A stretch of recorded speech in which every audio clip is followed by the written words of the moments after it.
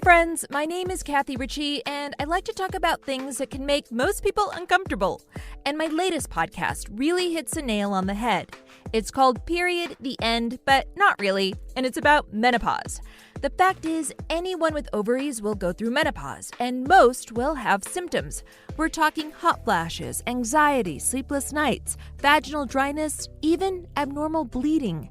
In Period, the End, I aim to give you more information from menopause experts because this chapter of life can be gut-wrenching, exhausting, and just plain confusing.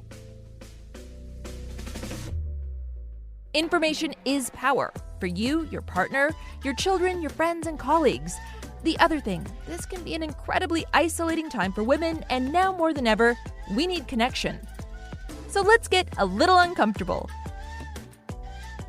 In this episode, we're going to talk about menopause at work. So we know just from listening to the introduction of this podcast that menopause can be an incredibly difficult transition for many women. And these symptoms, like those really heavy periods or hot flashes that occur throughout the day, don't just happen at home. They happen at work too. I had heart palpitations and was having a hard time reading the prompter. And then I got this incredible hot flash. Somebody helped me off the set and I had to lay down on the floor just to calm my whole body down. And I didn't know what was going on. Meet Tamsen Fadal. She's an Emmy Award-winning TV journalist in New York City and a menopause advocate with the organization Let's Talk Menopause. I didn't know if I was going to throw up, have a heart attack. I just didn't know what was going to happen. And I started on my journey of going to some different doctors. Her gynecologist eventually told her she was already in menopause. And that was it. Not like, hey, get a follow-up appointment to talk about hormones or your options. So that's when I realized that I needed to do some of my own research. Looking back, Fadal can now see that the signs were there, like she was struggling with brain fog. I was having a really tough time reading the teleprompter. I anchor the news for a living, and my job is to read. So it's really hard when your head just I was not clear. I was not clear about anything, and it was really difficult. But she also had endometrium uterine polyps, which can cause irregular and heavy bleeding. And because of that, I had no idea. I didn't even know menopause meant the end of a period for 12 months. I didn't know any of it. Today, well, she knows quite a lot. My story is definitely not unique, as I've come to find out, but I really thought it was. The fact that it wasn't made me realize that this conversation needs to take place more and a lot louder. Especially in the workplace. It can be very difficult when you are feeling like you can't perform, for lack of a better word, the way you used to. And it really takes a knock at your confidence. It definitely did mine. There was no question about that. And that's really kind of why I've spoken up about it, not necessarily just because of the workplace, but I think that it's important that women feel like they can talk to somebody about it. So I joke sometimes, like I feel like the menopause whisperer at work, because women will see that I talk about it on social media quite a bit, and then they'll come over and be like, hey, I think I might be going through something. So here's what's happening, this, and this. What do you think? And who can I talk to? Talking about this is new territory, which means millions of women have silently put up with their menopausal symptoms because what else are they going to do? Not work? That's not exactly an option for most women. Yeah, I mean, so many of the patients that I see are having significant symptoms that are impairing their function and quality of life. Dr. Kling is a professor of medicine and chair of the Division of Women's Health Internal Medicine at the Mayo Clinic in Scottsdale, Arizona. And some of it may be that the narrative around menopause really hasn't been there up until more recently. And so women either don't recognize that those symptoms are associated with menopause, or are told either from their communities or for their workplaces or from other women or physicians that, oh, that's just a menopause symptom. You have to tough it out. You have to bear with it and experience those symptoms. And because menopause is a round-the-clock kind of thing, these symptoms happen at work, just like what happened to Fadal. And there's a real cost. A recent study by the Mayo Clinic looked at the economic impact of menopause and found that even employers pay a price. of the 4,000 rather women that we interviewed, many of them reported missing work days related to their menopause symptoms. And we took those numbers, and if you look at economic data, that translates to about a $1.8 billion loss annually. Kling, who is also the co-author of the study, wasn't exactly surprised. The beautiful thing about data is it can substantiate what many of us see in clinical practice, but sometimes you really need those numbers. So I think many of us that do this anticipated that we would see results like this, but it's really powerful when you actually see it, right? That 13.4% of the women that we interviewed reported at least one adverse work outcome due to menopause symptoms. That's huge. So what is an adverse work outcome? Well, for the study's purposes, the definition included missed days from work, reduced hours, or if a person was laid off or fired from work, and lastly, quit, retired, or changed jobs.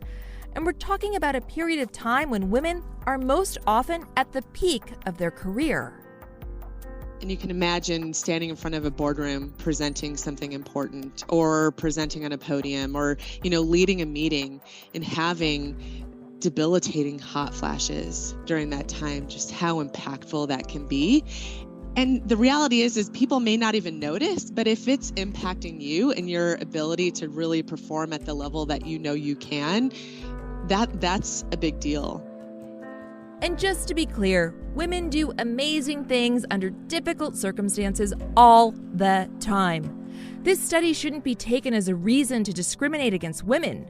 Rather, this is an opportunity for employers to step up and show support and compassion in the workplace. Another symptom that women often describe are the kind of cognitive complaints, cognitive fog, memory concerns. And then, of course, our mind starts going to bigger things. Oh my gosh, is this the early stages of dementia? When in reality, it's likely all just related to your menopause symptoms and is not reflective of something more concerning. But you can imagine, you start adding all those things up: weight gain, mood issues, vaginal dryness, and it accumulates to be very impactful in a negative way to women, both at the workplace, but at home as well.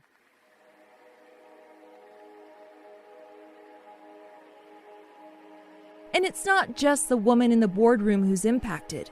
That woman might have more flexibility to work from home because of her position, whereas a daycare or nursing home worker, for example, might not. And that gets to the topic you brought up about just how women have put up with so much, right? And that we're told to put up with so much from the time we start menstruating, in our teens through menopause. The bleeding issues can be a huge thing because of things like tampon tax and taboo about talking about these things. That's exactly the type of things that workplaces could look at. How do they support women if they're having this side effect? And maybe many don't even know this is happening. But how do you give them resources like free tampons and pads in the bathrooms, enough flexibility to step away when they need to, accompanied with information and resources or access to healthcare if they need to have that evaluated or treated in some capacity.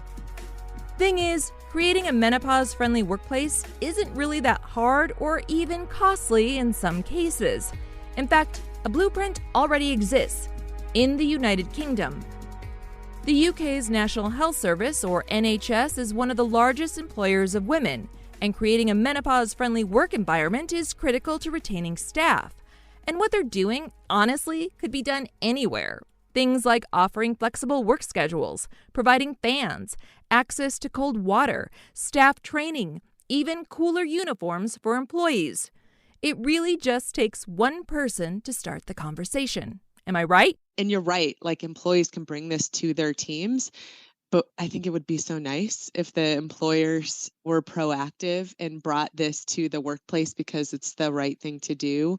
And ultimately, it's going to help the workplace, right? They're going to have employees that can show up and work and not be impacted by these symptoms, or have access to the tools that they need so that they can continue performing. Tamsen Fadal agrees. She also thinks menopause education needs to start early on. And why shouldn't young people learn about this aspect of reproductive health care? It scares me to think that we have to wait till we get into the workforce to understand it. I find that to be concerning. I know in my own family, my 11-year-old nephew, now 12, is on Instagram, and he went to his mother and said at 10, what is Aunt Tamsen talking about with this menopause?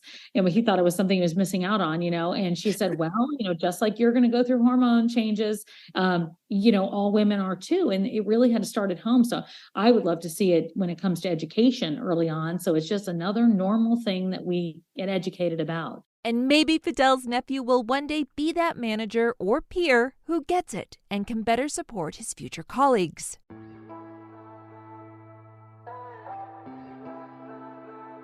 It's a huge thing to wrap your head around, but it's so very necessary. I feel like it has to start at that age. I don't feel like we have to make it incumbent upon the workplace to define menopause. I do think that in a managerial position, they should be aware of those symptoms so that they can help somebody. And I have talked to several male managers or men in the workforce, or men who have watched videos that I put out that are grateful for understanding it, because they do want to understand. They're going to be impacted by it. Whether or not they have a female partner, they're going to be impacted by it because they're going to be working alongside women most likely. Yeah. They've got a mom or they've got a sister. And so I always cheer the men that are open to that conversation and that want to learn more. And I have found more that want to learn more than I found less. Fadal has also been working with her employer's HR department to implement a menopause policy for the organization's roughly 13,000 employees. And when I went in to talk about it, I said, look, I don't know anything about how any of this works. I don't know how we implement policy. I don't know what we do. Here's what I do know. I do know that menopause is a real thing. I do know that 1 billion women are going to be in it by the time 2025 rolls around. Fadal is talking globally, of course. In the U.S., more than 1 million women experience menopause each year. And remember, menopause is defined as not having a period for 12 months.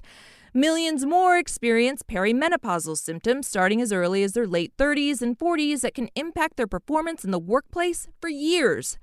But back to Fadal's conversation with her HR department. I said, I do know that a lot of the women here are coming to me, asking me about menopause, and I'm not equipped to be able to deal with I don't have all the answers. I'm a journalist who's done a lot of research and talked to a lot of women and talked to a lot of experts, but I don't have all the answers, especially not legal answers. And I said, but I really think it would be a good thing to look into, because I think that women need help, and not just for me, but the women who are coming up behind me that are going to be in this at one point or another. The woman I talked to, who was head of the department, said, you're absolutely right. Let's set up a meeting. And we did. And she and I sat down for an hour and a half. And I told her everything I knew about menopause, things that were irrelevant. But she listened. And that was the difference. And she says to move the needle in the workplace, we're gonna have to be direct. And yes, it's probably going to be a little uncomfortable. I mean, we live in a world where a lot of people can't even say the word vagina without cringing. We're also going to have to be very real about what a menopause-friendly workplace looks like. The Mayo study predominantly looked at white women, but we do know that African American women, for example, tend to have more symptoms, think hot flashes, which are likely to contribute to adverse work outcomes. And those racial and ethnic disparities might mean we can't have a one-size-fits-all menopause policy. And that's okay. But we do need to start somewhere, and it means talking about it. Or heck, maybe what you do is you bring in a box of pads and tampons and leave them in the bathroom. It addresses both period poverty and supports anyone who might be dealing with heavy bleeding due to menopause. Hey, it's about action and compassion at work. Next time on Period the End, we talk menopause and sex. Most common tendency is to just fake it, get it over with quick. Tolerate the pain, don't let him see that it hurts, and hopefully the next time will be a good distance off. And that's just no good way to live. I'm Kathy Ritchie, and thanks for listening.